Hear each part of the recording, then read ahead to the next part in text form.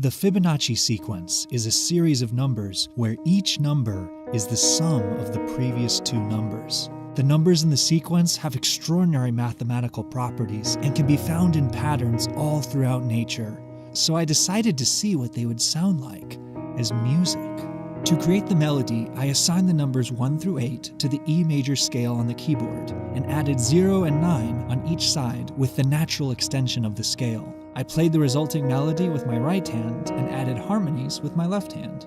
Now, the first number of the Fibonacci sequence is 0, but 0 added to itself just equals 0 forever. In fact, that's what you've been hearing in the background. In order to start the sequence, we need to add a 1.